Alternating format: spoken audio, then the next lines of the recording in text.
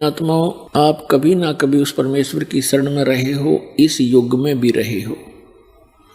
जो शीघ्र आ रहे हैं ये इस युग के ही संबंधित प्राणी हैं, क्योंकि एक ही घर में, एक ही परिवार में 5 सदस्य हैं। 2 दीक्षित हो जाते हैं, 3 विरोध करते रहते हैं। तो जो परमात्मा के पिछले संस्कारी हंस हैं वो तुरंत आ जाते हैं, और शेष विरोध कर रहे होते हैं। वो भी कुछ दिनों में परमात्मा दयालु हैं। जिस घर में भगवान की वाणी शुरू होगी, भगत मंत्र जाप करते हैं, तो उनके अंदर भी उसका असर होगा, और धीरे धीरे फिर वो एक दिन उनके ऊपर जो पाप कर्मों का दबाव है वो हट जाएगा। उनकी आत्मा में फिर कुछ चेतना आएगी, तो वो भी दीक्षित हो जाएंगे। वो थोड़ा देर से आएंगे, आना पड़ेगा। अब इसका कारण क्या है कि जैसे कोयल क्या करती है, कोयल मादा पक्षी जो है अपना अलग घोंसला बनाकर अंडे उत्पन्न नहीं करती, क्योंकि उसके अंडों को काग खा जाते हैं, छोड़ते नहीं। वो थोड़ी सी बुद्धिमता से काम लेती है। किसी मादा कौवी ने अंडे दे रखे हो घोंसले में, तो मादा कोयल भी जब वो कौवी कहीं चुग्गा चरने के लिए, अपना आहार के लिए बाहर गई होती है, पीछे से उसके घोंसले में अपने अंडे उत्पन्न कर देती है। जब वो कौवी वापस आती है तो देखती है कि 2 अंडे थे, 4 कैसे हो गए। वो ये पहचान नहीं पाती कि मेरा अंडा कौन सा है,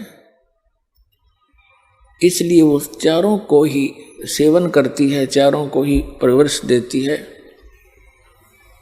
और फिर वो अंडों से बच्चे जब निकल जाते हैं उनकी शक्ल भी एक जैसी ही होती है, और कौवी का उन चारों के अंदर वैसा ही मोह बना रहता है। मादा कोयल दूर से बैठकर देखती रहती है। जब वो बच्चे उड़ने योग्य हो जाते हैं, कुछ दूर तक उड़कर वापस घोंसले में आते हैं, थोड़ी सी दूरी पर वृक्ष पर बैठकर कोयल वहाँ अपनी बोली बोलती है, कुहू कुहू की आवाज़ लगाती है। जो कोयल वाले बच्चे होते हैं वो अपनी माँ की वाणी को सुनकर, आवाज़ को सुनकर ऐसे चौकन्ने होते हैं, और कौवे वाले वो वैसे ही अपना मस्त रहते हैं, उनका उसकी वाणी का कोई असर नहीं होता। और कोयल बोलती है तो वो कोयल वाले बच्चे उड़कर उस आवाज़ को पहचान कर, आकर्षित होकर उस आवाज़ की तरफ चल पड़ते हैं। वो कोयल भी उड़कर चल पड़ती है और कुहू कुहू करती जाती है। वो बच्चे भी उस आवाज़ के साथ साथ वो बहुत दूर निकाल ले जाती है। कभी कुछ देर तक उनका पीछा करती है कि मेरे बच्चे गए। जब वो बहुत दूर चले जाते हैं तो सोचती है कहीं दूसरों को कोई हानि ना पहुंच जाए, वो वापस आ जाती है, उनका पीछा छोड़ देती है। तो पुण्यात्माओं, परमात्मा की ये वाणी, कोयल वाली वाणी समझो, अमृत वाणी, आप जी ने टीवी के माध्यम से सुनी हो या किसी पुस्तक का अध्ययन करके ग्रहण की हो, आप वो पुण्यात्मा है, परमात्मा के बच्चे हो,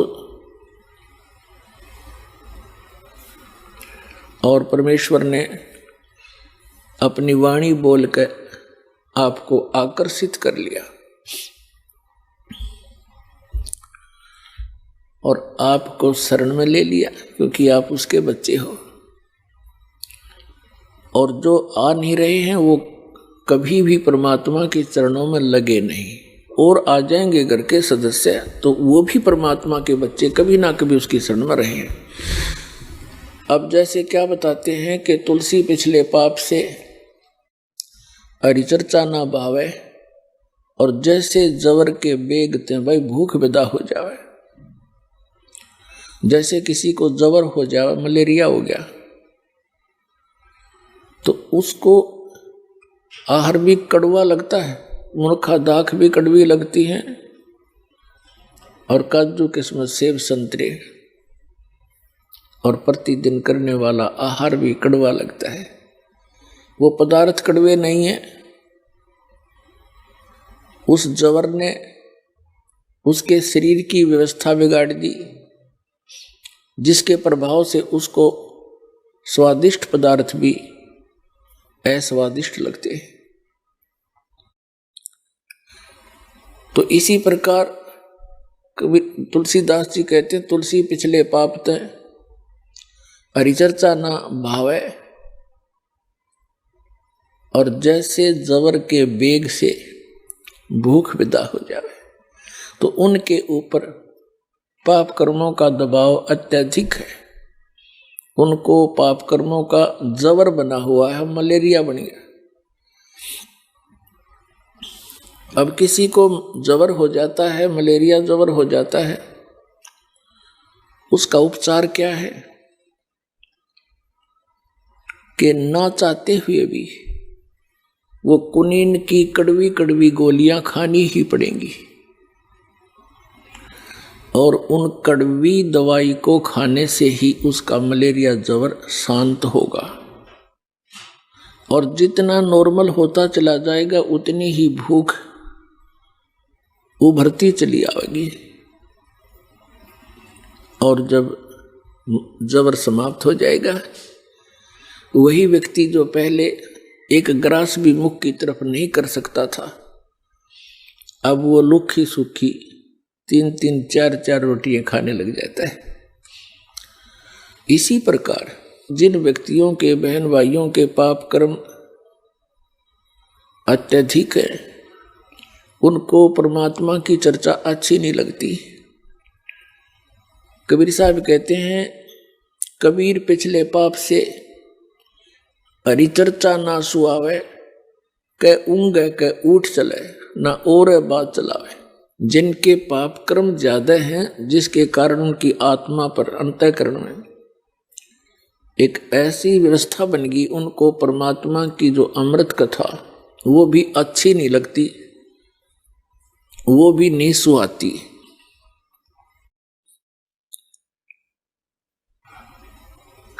तो उसका इलाज क्या है?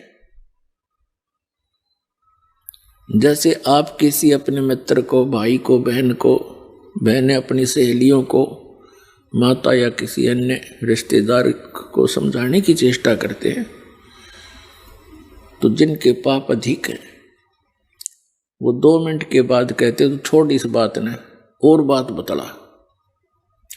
और इस परमात्मा की चर्चा न छोड़ कहते सारी रात चुगली करें जाओ किसी की, नो प्रॉब्लम। लेकिन भगवान की चर्चा उन्हें अच्छी ना लगती। अच्छी क्यों नहीं लगती? क्योंकि उनके पाप कर्मों का दुष्प्रभाव बढ़ रहा है। उसका इलाज क्या है? ये कुनीन खानी पड़ेगी, कड़वी, ना चाहते हुए भी खानी पड़ेगी, और तब भी बात बनेगी। तो उसका परमात्मा ने बहुत दया बख्शी है। जैसे एक परिवार में 5 सदस्यों में से 2 ने नाम ले लिया, 3 नहीं लेते, कोई बात नहीं। अब उनके पाप कम थे, तुरंत 1 के 2 टेबलेट्स थे, ठीक हो गए, क्योंकि ज्ञान तो उन्होंने भी सुना, तभी आकर्षित हुए।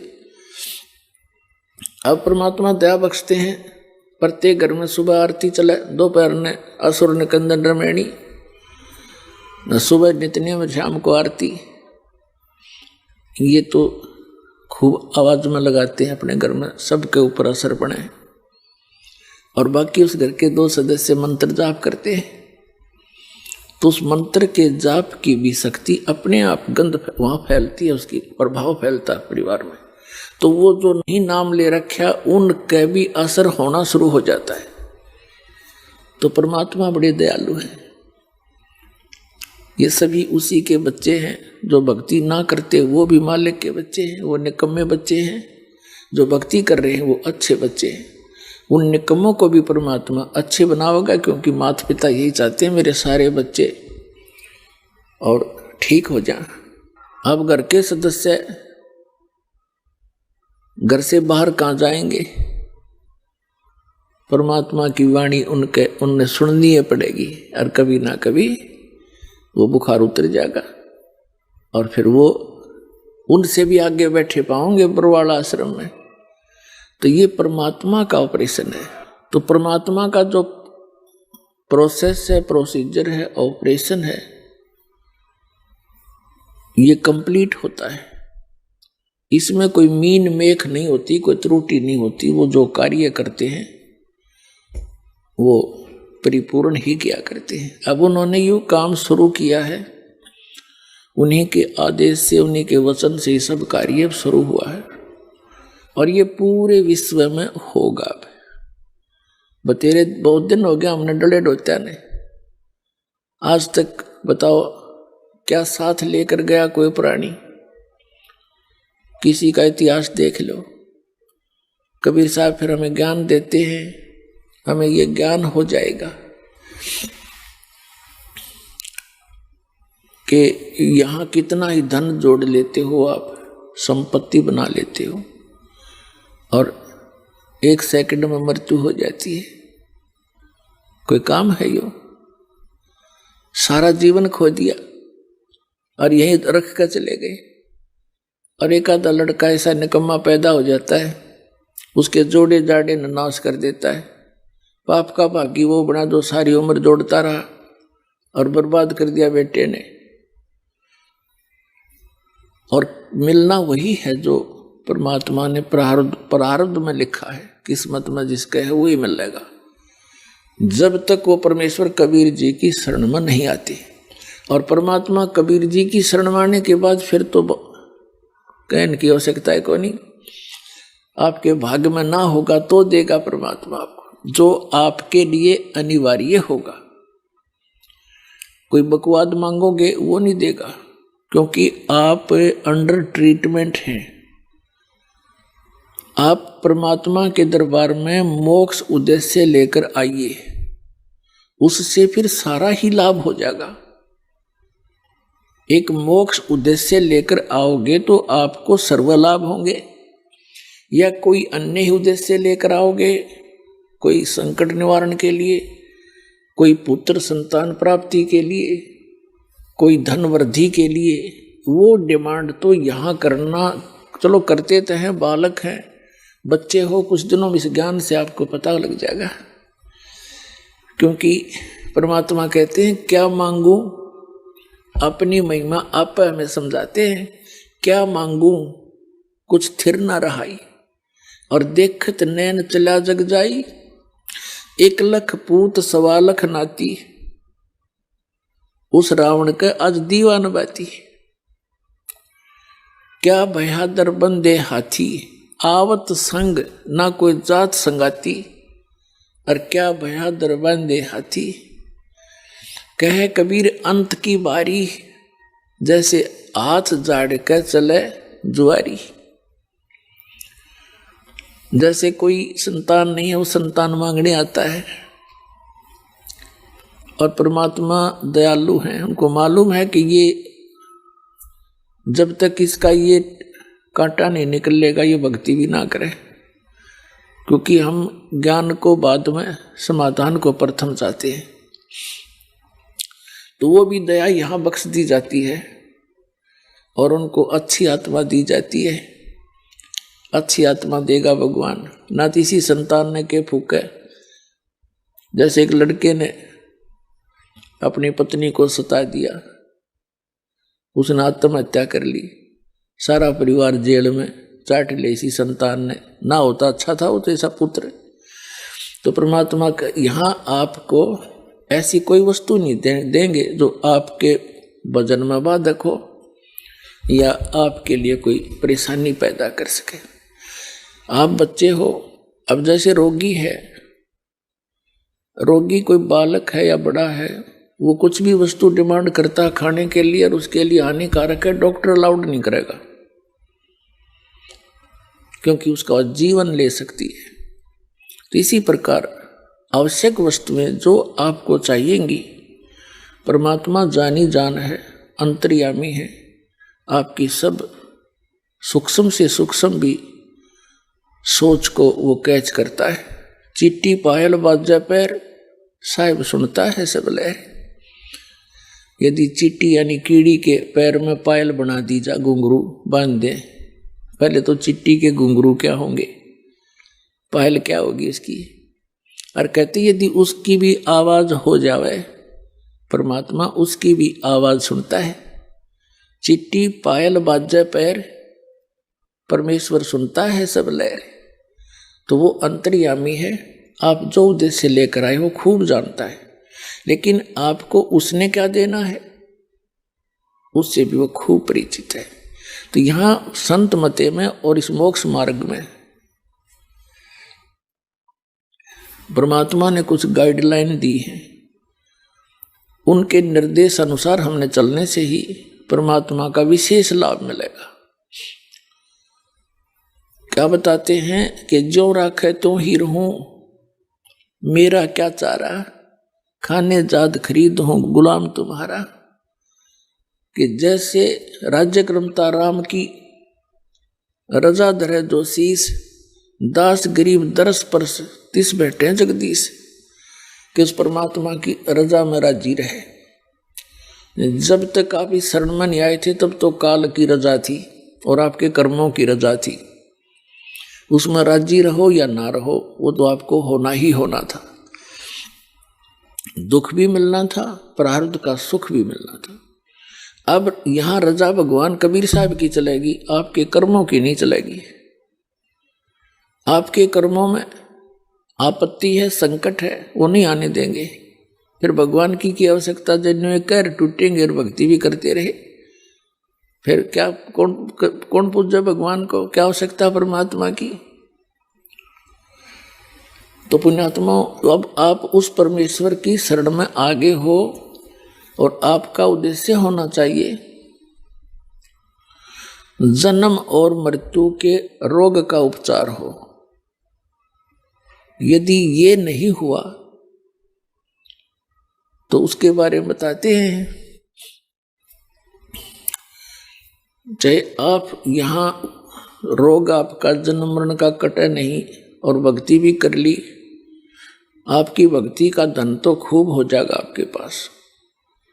और यदि आप कोई मर्यादा भंग करते रहे, यहीं की आस्था रखते रहे वस्तुओं में और मृत्यु होगी, तो मोक्ष वाला काम आपका अधूरा रह गया जिस उद्देश्य से आपने यहाँ प्रवेश पाया था। यहाँ आपको अन्य संसारिक सुख तो फ्री में मिलेंगे, उनके मांगने की जरूरत नहीं आपने। अब ठीक है, बालक हो, अभी आप जैसे बच्चे हैं, सर्दी आ जाती है, बच्चे कहो या ना कहो माता पिता को पहले चिंता होती है किसके जूते लेने हैं, किसकी जुराब मंगानी है, किसके कपड़े मोटे सर्दी के लाने हैं, किसकी जर्सी लेनी है। वो कहो अच्छा है, ना कहो तो भी वो लावेंगे। इसी प्रकार परमात्मा के आप बच्चे होगे, आप वचन के बच्चे होगे उस परमात्मा के नाद के। तो उस परमात्मा को आपका सारा ज्ञान है कि इबिन को किस चीज की आवश्यकता है। और कोई बच्चा बेमतलब की बकवाद मांगता है तो माता पिता उसको देते ही नहीं है जो उसकी हानि में हो। तो इसी प्रकार ये परमात्मा आपके साथ डील करेगा जब तक आप शरण में रहोगे। जैसे यहाँ आपको संसारिक सुख तो फ्री में मिलेंगे रूंगे में। रूंगा क्या होता है? जैसे हम छोटे छोटे थे तब हमारे गांव में सन 1951 में दास का जन्म हुआ, तो सन 60 के आसपास हम 8-7 साल के समझन जोगे हुए। तो उसमें क्या करते थे, गांव में बाहर के शहर के व्यक्ति कुछ सामान बेचन आया करते, सब्जी, कोई फल, प्याज, इस तरह के। तो वहाँ गांव के जो हमारी दादी ताई वो क्या करती थी, जैसे उसने सब्जी ले ली, टिंडे ले लिए, और क्या करते थे वो व्यापारी बेचने वाला, एक तखड़ी के तराजू में एक तरफ तो वो अनाज डालती थी, पैसे होते नहीं थे, गेहूं, चने या बाजरा। तो जैसे एक बेले में कटोरे में वो लाए, गेहूं लाई दादी और उसने उसकी ताखड़ी में डाल दी और ने पूछा करती भाई कितना कैसे देगा, कि गेहूं के 2 बार, गेहूं जो डाल दिया एक पालड़े में उसके इक्विवेलेंट 2 बार टिंडे तोल के देगा वो। फिर न्यू क्या, वो तो ले लिया सौदा जो लेना था उसके बदले में, तो फाइनल हो गया। फिर न्यू क्या करती भाई रूंगा और दे, रूंगा न्यू क्या करती रूंगा दे, रूंगा माने फरी, वो एक टिंडा ठाकर और दे देता अगले ना, और दे भाई, वो एक और दे देता, छोटा सा बुढ़िया राजी हो जाती। तो वो रूंगा है फ्री ऑफ कॉस्ट, और सौदा तो हो लिया जो होना था वो तो उसका था ही। तो जो वास्तविक हमारा यहाँ उद्देश्य है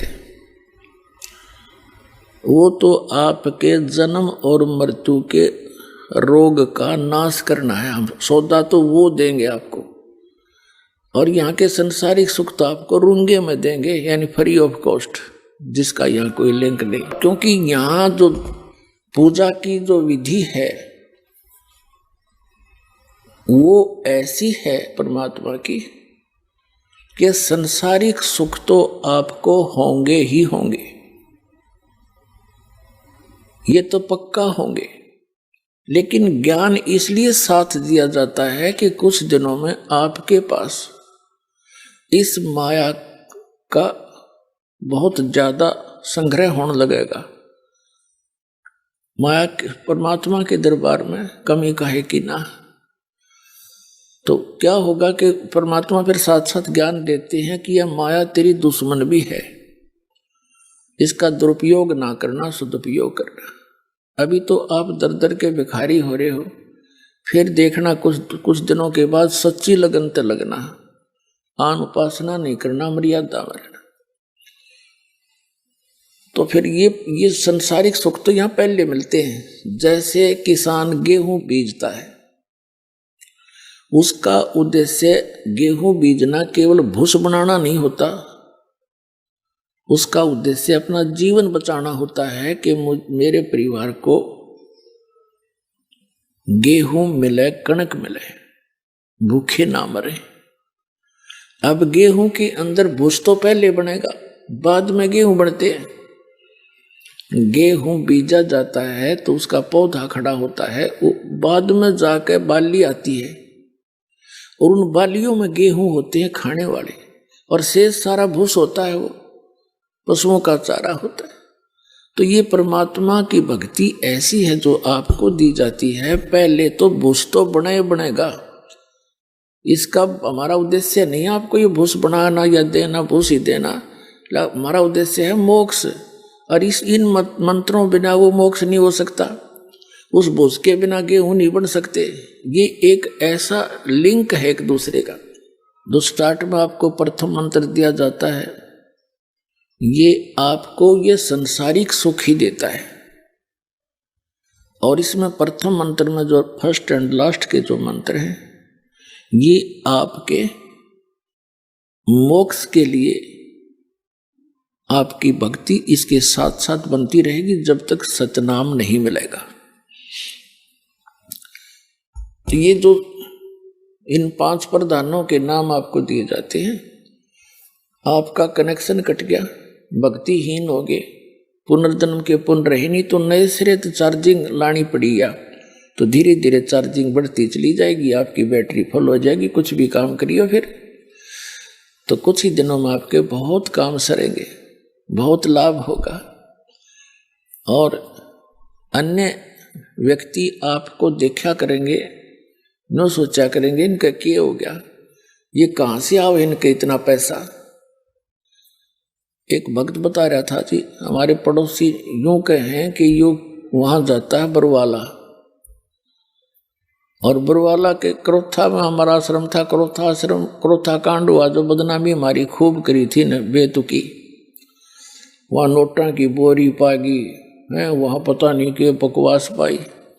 तो जो ऐसे कहते हैं दूसरे पड़ोसी आपस में, जो कहेंगे वहाँ जाते हैं इनके महाराज जी पैसे देते हैं इन्हें, और इसलिए इनका साइकिल का भी ब्योंत नहीं था और 2-2 गाड़ी चला। आज वो इस दृष्टिकोण से देखते हैं। तो वापस में बातें कर रहे थे, कहने लगे जी हम कहें तो वो ठीक है, माया तो यहीं से मिलती है हमारे को, लेकिन जिस तरह वो सोच रहे हैं वह सोच गलत है उनकी। हम उनसे कहते हैं, जो हमसे डायरेक्ट कह देता है तो उसको हम भी कहते हैं आप भी आ जाओ, आपको भी दे देंगे, महाराज जी तो खूब माया बांट रहे हैं। तो ये माया सतलोक से आ रही है आपके लिए, यहाँ की नहीं है ये, क्योंकि आपके भाई यहाँ तो सीमित इनका बजट है यहाँ का। अब जैसे पुण्यात्माओं एक बार हरियाणा प्रांत में फ्लड आ गई थी सन 1995 में, और इतनी फ्लड आ गई कि यहाँ का बजट उस समय मुश्किल से 700-800 करोड़ का था, और यहाँ आनी होगी लगभग 2000 करोड़ की। वो अक्षति पूर्ति के लिए हरियाणा सरकार का बजट नहीं था जो उसने पूरी कर दी, तो सेंटर ने ऐड दी थी, और वो सबको वो सुविधा मिली। किसी का ट्यूबवेल खराब हो गया था, किसी का मकान गिर गया था, किसी का कुछ हो गया था, उनकी अक्षति पूर्ति हुई तो सेंटर ने की।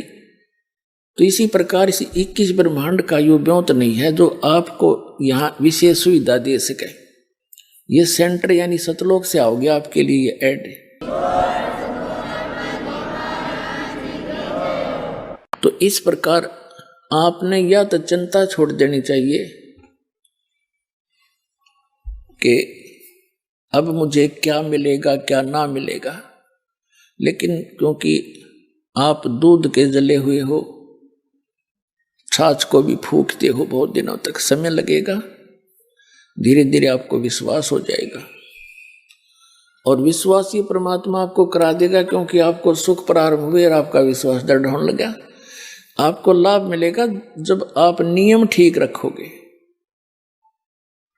यदि नियम ठीक नहीं रखोगे तो फिर बात नहीं बनेगी। जब लग हंसा हमरी आना और काल लगे नहीं तेरा बाणा। कबीर परमात्मा कहते हैं जब तक ये हे हंस, ये प्यारी आत्मा मेरी शरण में रहेगा, तब तक हे काल तेरा कोई अटैक उस पर नहीं हो सकता। और ये परमात्मा के जो नियम हैं ऐसे समझ लेना जैसे लक्ष्मण रेखा होती है। कौन कौन से नियम हैं? आन उपासना नहीं करनी, जो दास भक्ति बताता है इसमें सभी पूजाएं आ जाती है। इसके अतिरिक्त कोई और पूजा आप अपनी परंपरागत करते हो तो वो शास्त्र विधि को त्याग कर आपका मनमाना आचरण है। श्रीमद् भगवद गीता अध्याय नंबर 16 के श्लोक नंबर 23-24 में कहा कि अर्जुन, शास्त्र विधि को त्याग कर जो मनमाना आचरण करते हैं उनको न तो सुख होता है, न उनकी को कोई सिद्धि प्राप्त होती है, न उनकी परम गति होती है। यूजलेस, फिर क्या फायदा डरे ढोने का। और शास्त्र में कुल साधना कौन सी है?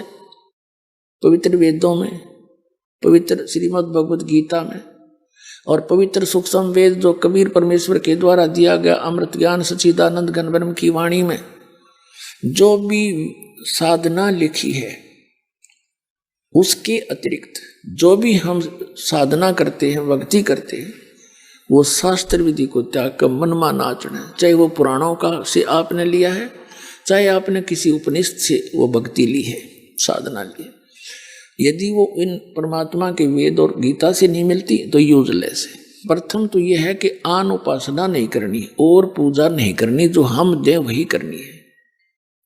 इसके विषय में कबीर साहब कहते हैं 100 वर्ष तो सतगुरु पूजा, एक दिन आन उपासी, वो अपराधी आत्मा फिर पड़े काल की फांसी।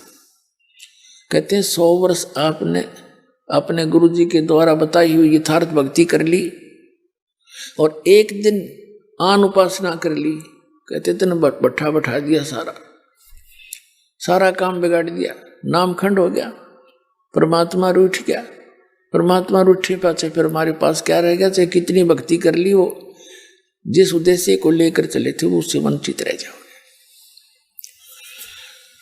फिर क्या बताते हैं? परमात्मा की शरण में आने के बाद आपके ऊपर किसी भी देवी देवता, भूत प्रेत, भैरव बैताल का कोई असर नहीं हो सकता। ये सत्कर मान लेना। चाहे को करके देख लियो, कितना कुछ कर लियो, हमने बहुत से प्रमाण भी बता रखे हैं आपको बहुत बार, जो यहाँ भक्त अब आते हैं जिनके ऊपर इन सियाने सप्टा ने खूब करके देखा, कोई असर नहीं हुआ, उल्टे वही दुखी हो गए, तो उन्होंने स्वयं फोन करके बताया हमारे बच्चों को, हमारे भक्तों को, कि भाई आपकी भक्ति अनमोल है, आज तक हमारे मंत्र किसी पर निष्क्रिय नहीं हुए थे, आप पर यह कारगर सिद्ध नहीं हुए और आप सही लगे हुए। तो पुण्यात्माओं, ये कोई बालकों का बताया मार्ग नहीं है, खुद धनी ने आकर यो ज्ञान दिया अपने बच्चों को जो दास के पास उपलब्ध है।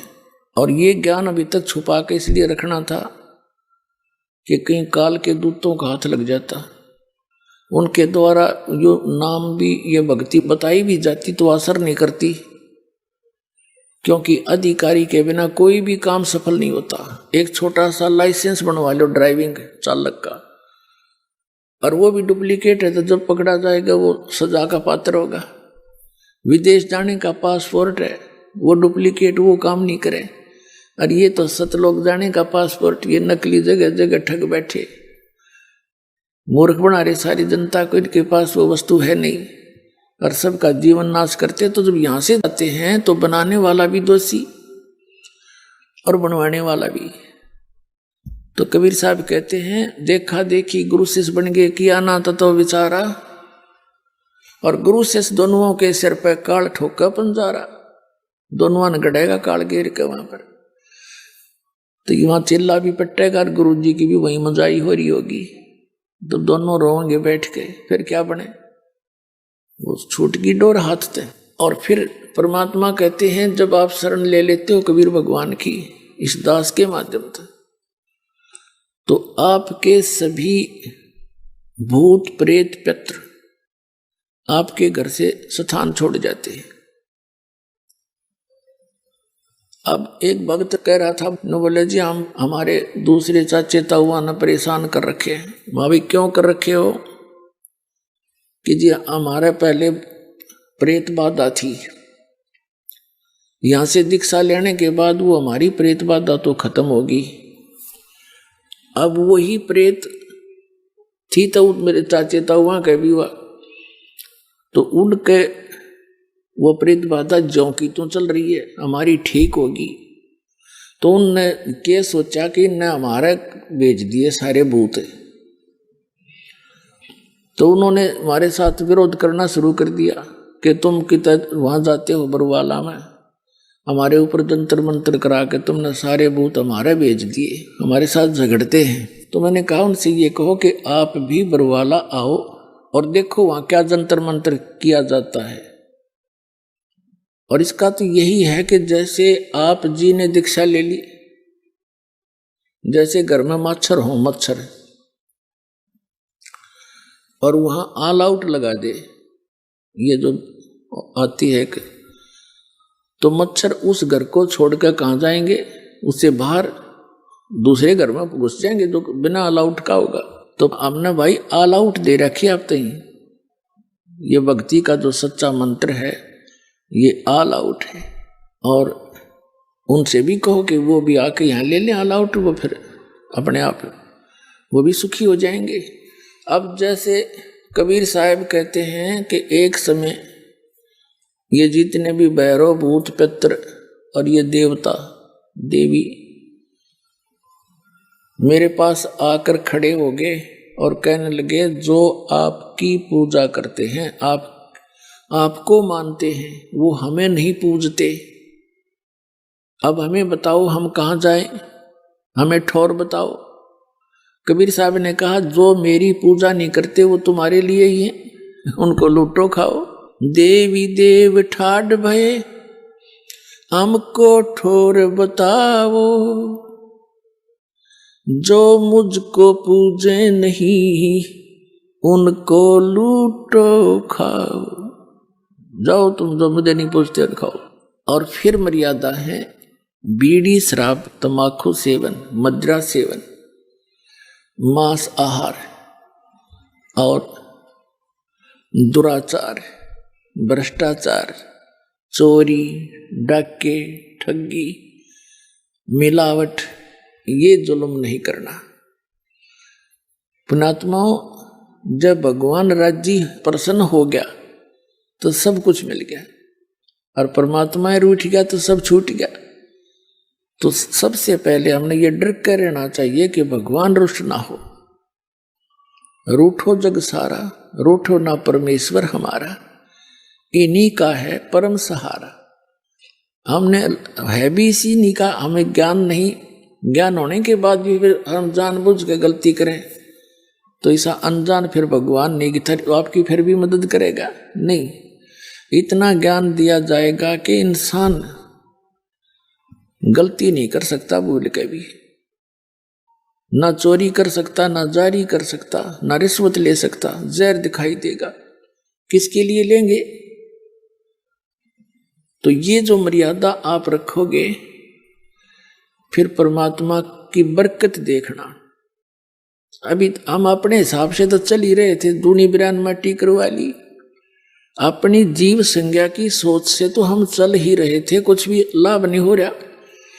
अब इस दास के बताए अनुसार परमात्मा पर विश्वास करके देखो कुछ दिन, फिर देखियो आपको क्या क्या सुख होगा। आपकी जबान का थूक सूख जाएगा दूसरे को बताते बताते।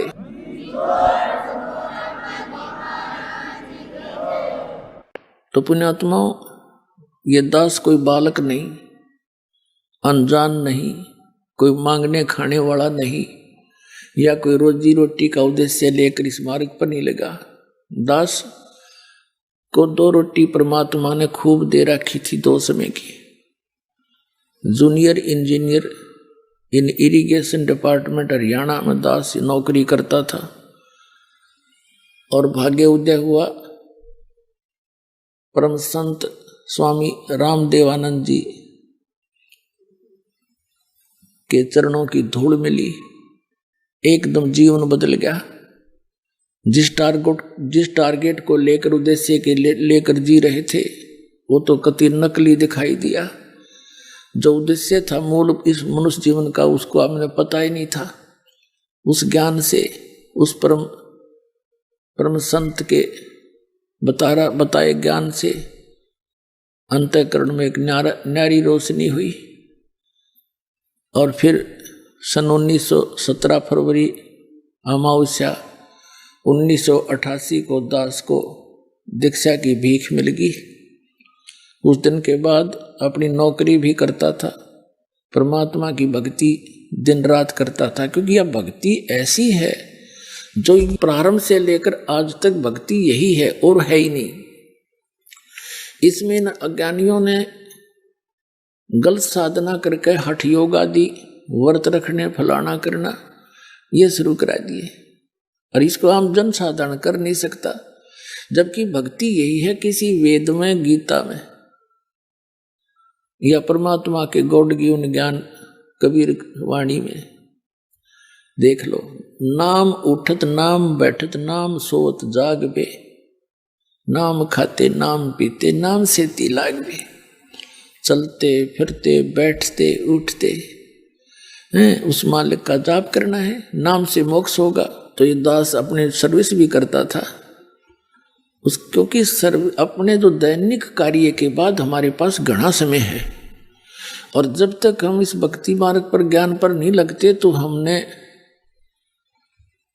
वो समय जो हमारा भक्ति में लगना था वो गलत जगह लगाते थे। या तो किधर गप्पे मारा करते बैठ के पार्क में, या किधर और मित्र रिश्तेदार के पास सहमत जा खड़े होते, या फिर गुटी लगाने लग जाते, या ताश खेलते थे, या राजनीति की बतलाया करते, या किसी की और निंदा चुगली कर लेते, या फिल्म देखने लग जाते आंख फाड़ के। तो वो जो समय हम बर्बाद किया करते थे, उसी समय को अपने पेट वाले समय से निकाल कर, जो अपना निर्वाह वाले समय के अतिरिक्त बहुत समय हमारे पास है, जैसे 8 घंटे ड्यूटी है तो 16 घंटे से 6 घंटे सो ले, 10 घंटे क्या फिर क्या काम है, रोटी भी खा ले, नहा भी ले, उसमत है, और फिर भी समय बच गया, घंटा 2 घंटा 3 घंटे मालिक का सारे दिन में भी समय मिल गया, नहीं समय बेड़ा पार हो जाएगा। तो यह दास सर्विस भी करता था और अपनी भक्ति करता था। जैसे ये फील्ड का काम होता था, वहाँ तक जाते थे बस में बैठ कर या जीप में या अपनी व्हीकल से, तो वहाँ तक दास केवल सिमरण करता जाता था, सिमरण करता आता था। 2-2 घंटे लग जाते आने जाने में। काम का काम, राम का नाम। ऐसे ही आप यहाँ से बैठते हो, कोई तो बेचारे 24-24 घंटे सफर करके पुण्यात्मा आते हैं मालिक के दरबार में, भगवान के बच्चे, कोई 2 घंटे, कोई 4 घंटे। तो उस दौरान अपना ज़्यादा से ज़्यादा मंत्र में ध्यान रखें। वो तो समय आप पैक हो गए उस मत के में, और सोच भी नहीं सकते, कुछ कर भी ना सकते। फिर भी ऐसे भी जैसे खेत में जाते हैं, ड्यूटी पर जाते हैं, तो कुछ ना कुछ मंत्र थोड़े बहुत जरूर करता रहे, याद रख, इससे हम काम बन जाएगा। ये कोई ना सोचा अब भाई पूरी शांति हो लेगी फिर भक्ति करेंगे। शांति कब होगी? एक व्यक्ति था, परमात्मा कहते हैं जो जन मेरी शरण है ताका हूं मैं दास, और गेल गेल लग गया फिर जब लग धरती आकाश। एक व्यक्ति था परमात्मा का पुनर्जन्म का कोई भक्त, अब वो किसान था। अब परमात्मा कहते हैं जब जो मेरी एक बार शरण में आ गया किसी भी युग में, परमात्मा कहते हैं उसने निकाल कर छोड़ दूंगा, उसके साथ साथ फिरता रहता हूं मैं जब लग धरती आकाश रहेगा उसको। पर वो मुझे पहचान नहीं पाता, उसका दुर्भाग्य है। तो उस किसान के पास परमात्मा एक साधु रूप में गए, कबीर जी। किसान से कहा, क्योंकि पूर्व जन्म के जो पुण्यकर्मी प्राणी हैं उनका स्वभाव बहुत अच्छा होता है, साधु संत अतिथि का बहुत सत्कार करते हैं। बड़ा सत्कार किया, आओ महाराज बैठो, महाराज नुहाओ धुआए, कपड़े धोए, बच्चा तक कवा के धोए, खाना खिलाया। परमात्मा बोले, फिर भगवान गए जिस उद्देश्य से, वो लगे ज्ञान देन, भाई भगत तेरा स्वभाव भी अच्छा, लेकिन सारा काम बिगड़ रहा है आपका भक्ति बिना, भक्ति करा करो। किसान कहने लगा, महाराज जी ये बैठे हम नहीं भक्ति करने का, ये बस समय नहीं, छोटे छोटे बालक हैं, कमाना है, खेती करूंगा, थोड़े से बच्चे समझदार हो जाएं, ये अपना काम संभाल दे महाराज जी, फिर मैं भक्ति करूंगा, मैं और काम में को नहीं। महाराज परमात्मा चले गए। अब वो बच्चियों की शादी भी कर दी, बच्चों ने खेत का काम भी संभाल लिया, और उनका पोता पोती भी हो रहे। जब परमात्मा गए, अगुवाई किसान भक्त, अब होगी तो न फुर्सत, आ जाओ ईब कर ले, भक्ति ले ले नाम। कहने लगा, बाबा जी महाराज जी देखो छोटे छोटे बच्चे हैं, लड़के खेतों में काम करते हैं, मैंने पोते रखने पड़ते हैं, अभी मेरा काम पूरा नहीं हुआ है, फिर देखूंगा बच्चे पोते थोड़े ठीक हो लड़के। परमात्मा ने बहुत कुछ समझाने की चेष्टा की, पर कोई ना असर हुआ उसके नालायक के। अब क्या हुआ, कुछ दिनों के बाद वो मर गया। ये तो समय आना ही है एक दिन। अब मृत्यु होगी उस भक्त की, लेकिन साधु सेवा का फल निष्फल नहीं जाता। परमात्मा कर्म बनवाते हैं ऐसे। उसके 2-4 बार गए, उसकी सेवा शुश्रूषा की, उसके पुण्य बन गए साधु सेवा, भगत की सेवा करने से। तो क्या देखा कि वो किसान मृत्यु को प्राप्त होकर उन्हीं के घर में बैल बनकर खेतों में चल रहा है, अपने ही बच्चों के यहाँ। अब परमात्मा पहुंचे वहां खेत में, जहां उसका लड़का उस अपने पिता को बैल को जोत रहा था।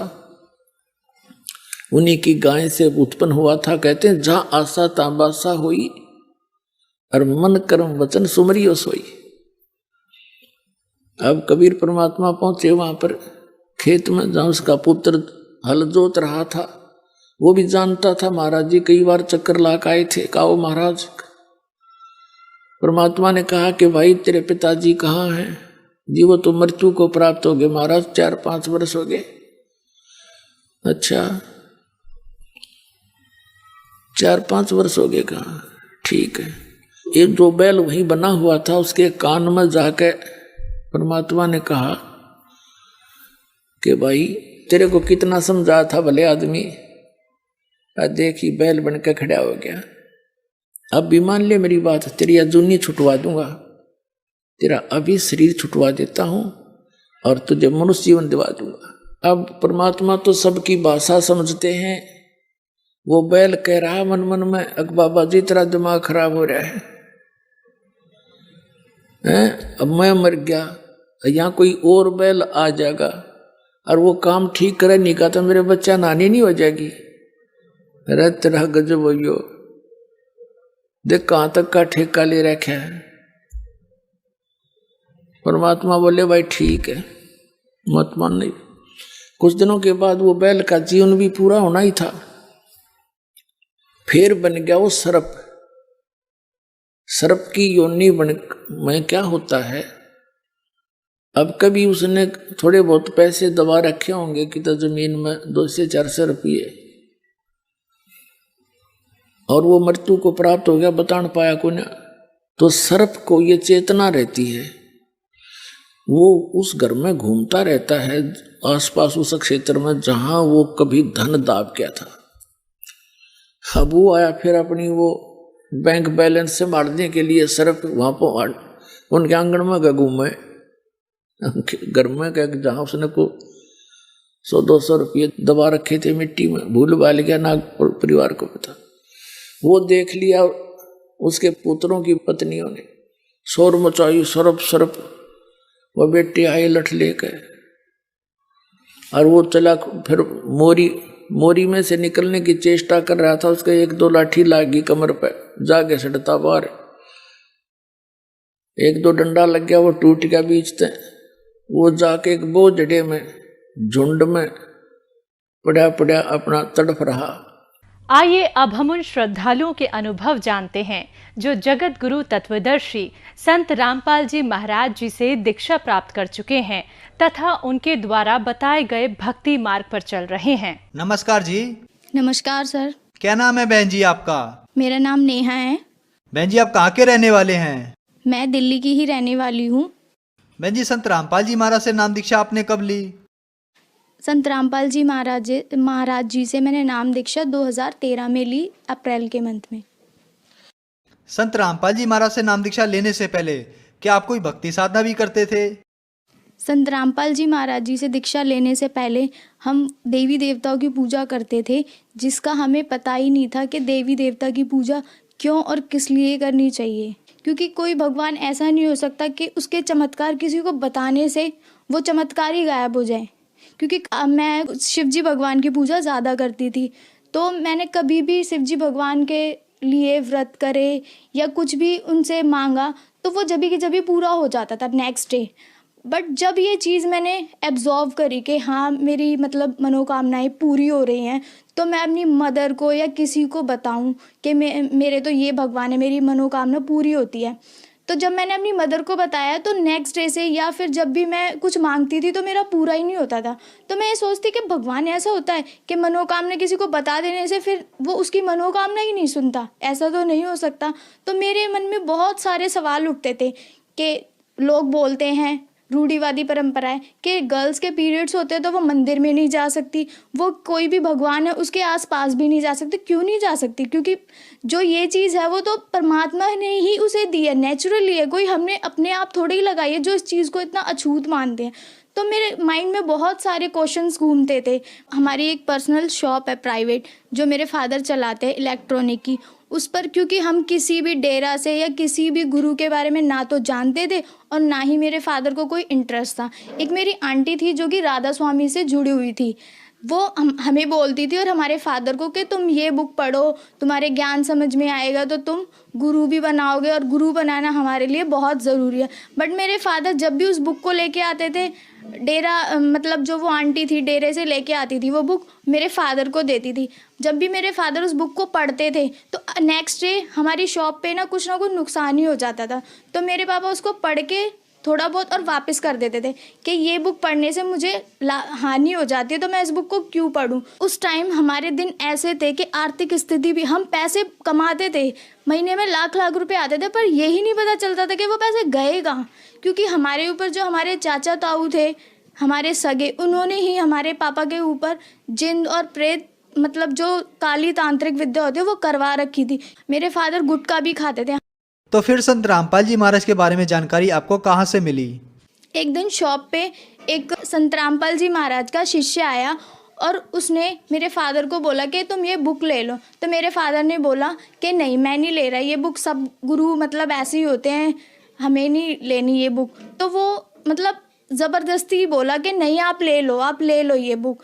तो मेरे फादर ने फिर उस बुक को लिया, और उस बुक को लेते ही विद इन 2 या 3 डेज में, रात भी दिन भी, मुझे भी बोला कि तू मुझे पढ़ के सुना दे, मेरे को दिखाई नहीं दे रहा।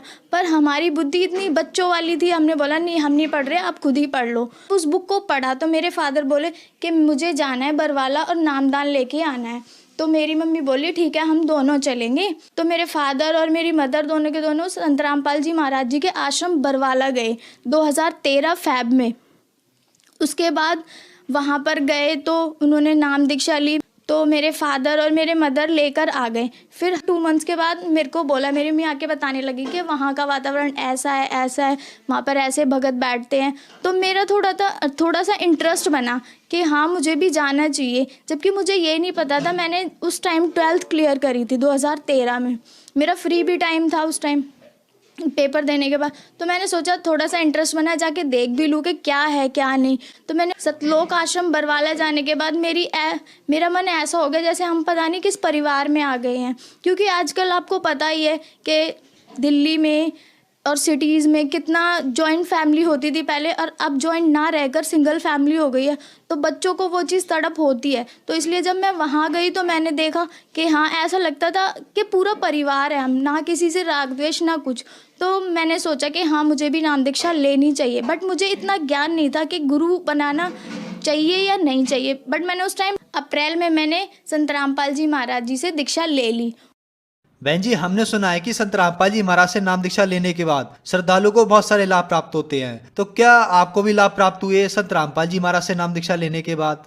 हाँ सर, मुझे मेरी मानसिक स्थिति मतलब जो आजकल का कल्चर है उसमें मेरा थोड़ा सा माइंड लगा हुआ था। मैं थोड़ा सा ना मेंटली डिस्टर्ब थी। एक तो यहाँ सिटी में, और ऊपर से रूढ़िवादी मेरे फादर और मदर की थोड़ी सी सोच थी कि बॉयज़ और गर्ल्स इक्वल नहीं होते। तो मेरे को इस चीज़ से बहुत इरिटेशन होती थी कि नहीं, गर्ल्स क्यों नहीं है बॉयज़ के बराबर। जब मैंने नाम दीक्षा ली तो इससे मेरे माता पिता की सोच में भी प्रभाव हुआ, और मुझे भी मेंटली जो डिस्टर्ब रहती थी मुझे भी उससे आराम हुआ। और मेरे जो फादर थे उनके ऊपर भूत प्रेत का साया रहता था। वो डेली की डेली जब भी पूजा करते थे तो उन पे भूत खेला करते थे, और वो अकेले, हम तो स्कूल चले जाते थे, उसके बाद मेरी मदर संभालती थी उन्हें। वो एक पैर पे खड़े होकर डांस किया करते थे, और नवरात्रों में वो अपना खून चढ़ाया करते थे मूर्ति पे। संत रामपाल जी महाराज जी से दीक्षा लेने के बाद मेरे फादर का गुटका छूटा, उनके ऊपर भूत प्रेत की साया बिल्कुल ख़त्म हो गया, और उनके शरीर में जो कैंसर बताया था डॉक्टरों ने, क्योंकि कैंसर की तो कोई दवाई है ही नहीं, अगर आप इलाज भी करोगे तो भी वो इलाज कंटिन्यू रख के भी आप कभी भी मृत्यु को प्राप्त हो सकते हो। तो मेरे फादर ने दवाई छोड़ दी थी कि नहीं मैं अब दवाई खाऊंगा ही नहीं, और उन्होंने किसी को बताया भी नहीं था कि मुझे कैंसर है। जब उन्होंने संत रामपाल जी महाराज जी से दीक्षा ली उसके बाद उन्होंने बोला कि मुझे कैंसर था, घर में बताया, क्योंकि उन्हें पता था कि मैं घर में बताऊंगा तो पहले से ही हमारी आर्थिक स्थिति खराब हो रही है और ज़्यादा मेंटली डिस्टर्ब हो जाएगी मेरी मदर। क्योंकि मेरे फादर मेरी मम्मी को बोलते थे संत रामपाल जी महाराज जी से नाम दीक्षा लेने से पहले कि मैं कुछ दिनों का और हूँ, मैं मर जाऊँगा उसके बाद। तो मेरी मम्मी इस चीज़ को लेकर रोती थी, इसलिए मेरे फादर ने मेरी मदर को नहीं बताया था। जब संत रामपाल जी महाराज जी से दीक्षा ले ली थी उसके बाद जब उनका कुछ विद इन मंथ कैंसर में राहत मिली तो मेरे फादर ने मेरी मदर को बताया कि हाँ मुझे पहले कैंसर था और शरीर में गांठें भी थी उनकी, वो कैंसर की वो अब ख़त्म हो गई है। और मुझे टाइफाइड था 2 साल पहले, तो वो 2 साल पहले टाइफाइड था हल्का फुल्का, तो मुझे लगा कवर हो जाएगा। मैंने थोड़ी बहुत मेडिसिन ले ली, क्योंकि गुरुजी भी कहते हैं कि दवाई भी परमात्मा ने ही बनाई है, उसका उपयोग भी हमें करना चाहिए। जब मैंने दवाई खाई तो उस टाइम ठीक हो गया था, बट उसके जो सिम्टम्स होते हैं वो क्लियरली ठीक नहीं हुए थे। फिर मुझे अभी 3 मंथ्स पहले सितंबर में टाइफाइड दोबारा हुआ। मुझे पहले फीवर चढ़ा बहुत तेज़, फिर टाइफाइड हुआ। मैंने जब टेस्ट कराया तो टेस्ट के उपरांत जो टाइफाइड था वो 320 था। तो मैंने डॉक्टर को पूछा, तो मैं एक दिन रोने लगी गुरुजी के दरबार के सामने के संत रामपाल जी महाराज, आपके सिवा कोई डॉक्टर है ही नहीं इस दुनिया में, क्योंकि सभी पैसे के लिए भाग रहे हैं। किसी को ज्ञान ही नहीं है कि समाज की सेवा से लाभ होता है या पैसों से लाभ होता है।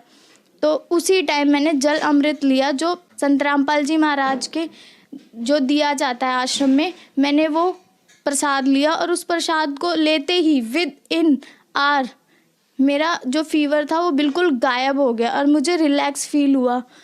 तो फिर मैंने दवाई छोड़ दी। मैंने कहा मैं अब दवाई नहीं लूँगी, जब मेरा टाइफाइड परमात्मा ने ठीक ही कर दिया तो मैं डॉक्टर के आगे धक्के क्यों खाऊं।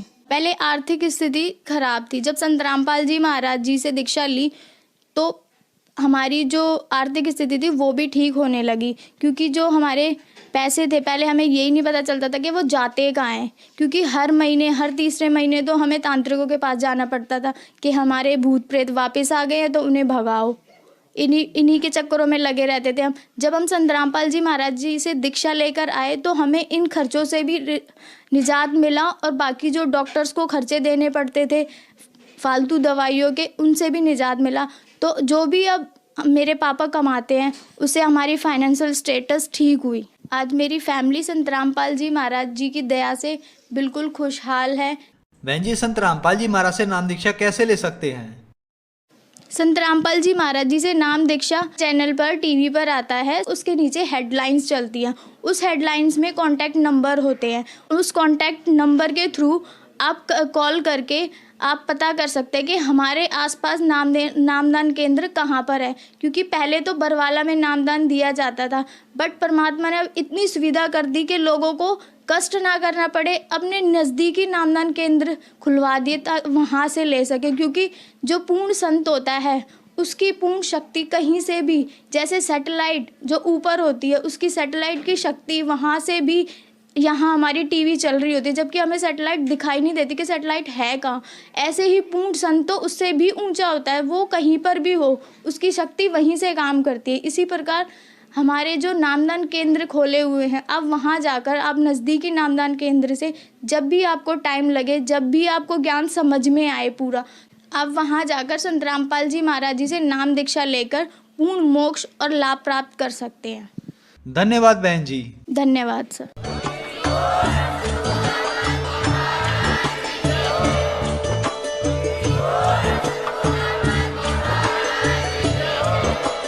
आप सुन रहे थे जगत गुरु तत्वदर्शी संत रामपाल जी महाराज जी के मंगल प्रवचन। अधिक जानकारी के लिए विजिट कीजिए हमारी वेबसाइट www.jagatgururampalji.org। संत रामपाल जी महाराज जी के शुभ आशीर्वाद से पूरे विश्व भर में 500 से भी ज्यादा नाम दीक्षा केंद्र हैं, जिन पर संत रामपाल जी महाराज जी द्वारा ऑनलाइन निःशुल्क नाम दीक्षा